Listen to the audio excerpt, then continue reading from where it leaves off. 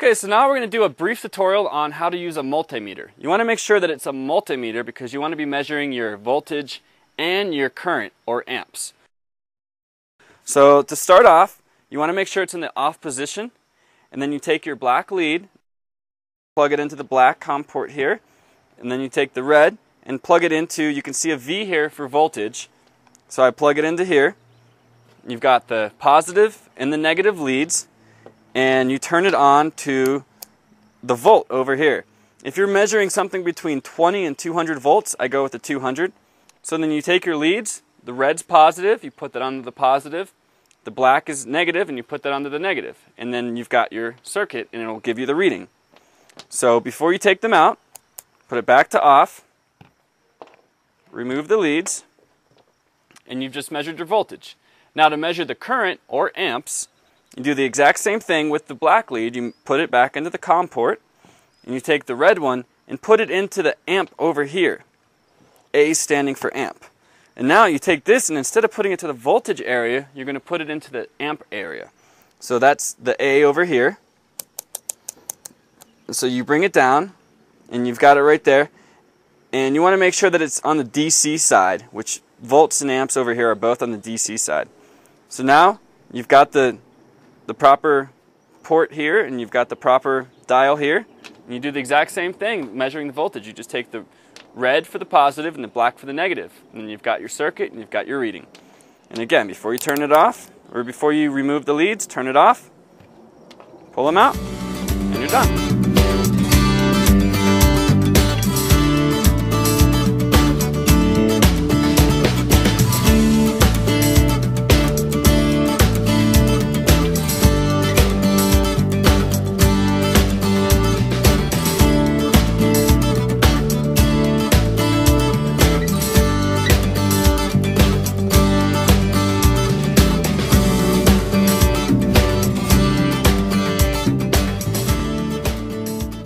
So what we've got here is a solar cell, and as you can see, it's got the front side and the back side.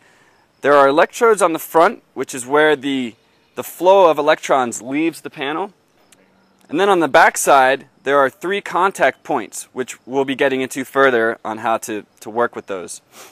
So the front of the panel is negative. I like to think, because it's blue, and blue is kind of a negative feeling, that's how I remember that negative is on the front, and positive is on the back.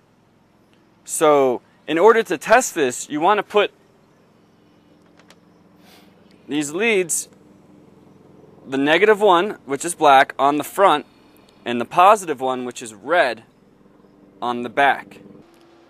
So because it's so hard to hold the fragile solar cell in your hands and hit the front and back contact points to get the reading, I've created what I call a testing block, which is essentially just a highly conductive piece of copper, so that when you lay the panel flat against it, when you lay the cell flat against it,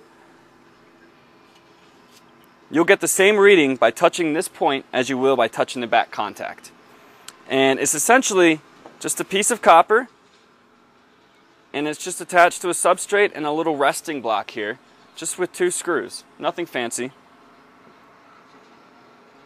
And now what we can do is hitting the front contact the same as we would have before, but now all we have to do is just touch the copper to get the reading. And you can see we're looking at over 3 amps, which is good. And it'll fluctuate a lot as the intensity of the sun and the clouds, certain atmospheric particulates will affect that.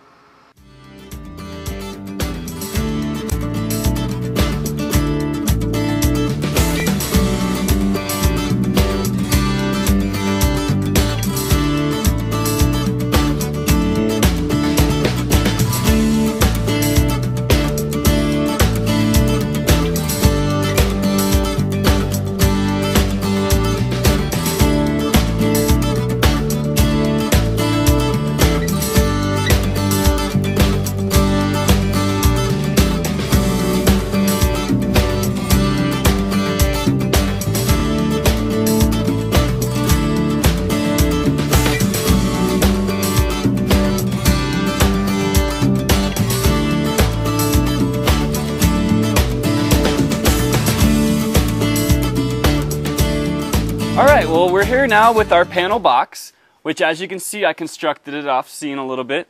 I think the only thing more boring than watching paint dry is to watch someone else watch paint dry. So I went ahead and got my dimensions from taking the solar cell. So whatever cells you get your hands on, you want to figure out the length and the width of these cells. And then you want to pretty much figure out how many you want to put together to give you the right voltage.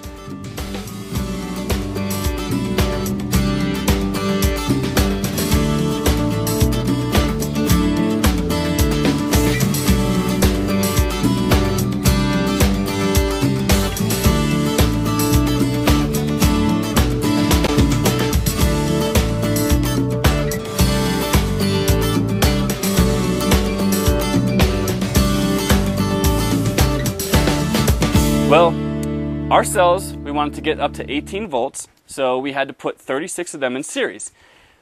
There are two options, two more popular options, we'll call it that. One is to do it with 4 rows of 9. So you have 9, 18, 27, 36. Bam, we got our 36 cells, 18 volts.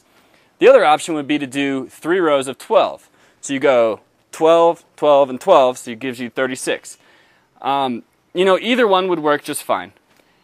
What I had found when I went out to the lumber yard is I was able to find some scrap materials that were more of a square shape, so they would work better with the 4 rows of 9.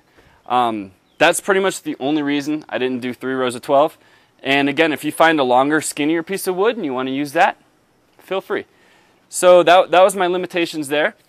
So I've got just, you know, a piece of plywood on the back. I've given it multiple coats of primer, and I've gotten the first coat of the UV protective paint on there.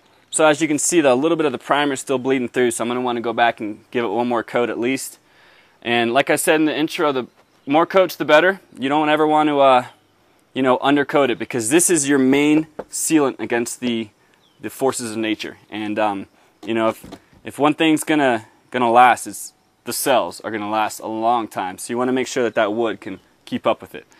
So I've just taken some wood strips here and put them along the outside.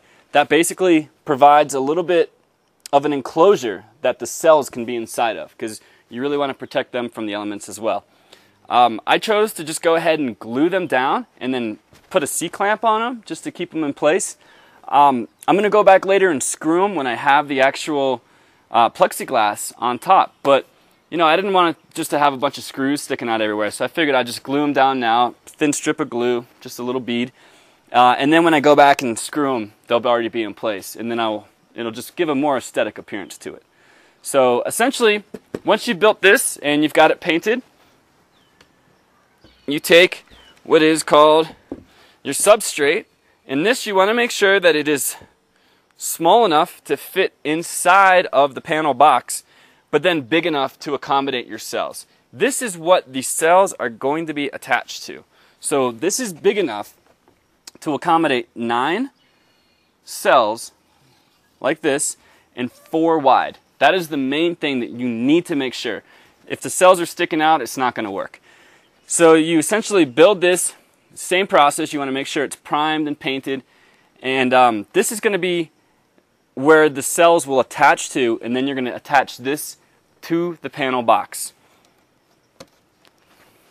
And again, you know, whatever you can get your hands on, whether it be free or cheap, you know, this is one area that you can be creative with, building the panel box. And you know, you're not looking to spend much money on building this, because you can usually find reclaimed timber for next to nothing, if not free.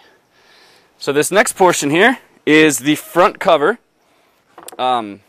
You know, I like to keep the plastic on it until I'm ready to work, because it keeps it from getting scratched. One other thing is you want to make sure that it is UV protected. This right here, this plexiglass acrylic sheet, actually has a 10-year limited warranty to mitigate any yellowing. So if you get standard regular plexiglass, it's going to yellow on you really quickly. You want to make sure that it's made to be exposed to the sun. If it starts to yellow, you're going to lose a lot of power. So basically, you know, you just get your hands on a standard sheet, and once you've built the box, you just figure out your dimensions and you cut the sheet down to size. So That pretty much takes care of the box. Pretty easy, pretty simple. And from here we'll go on to the soldering.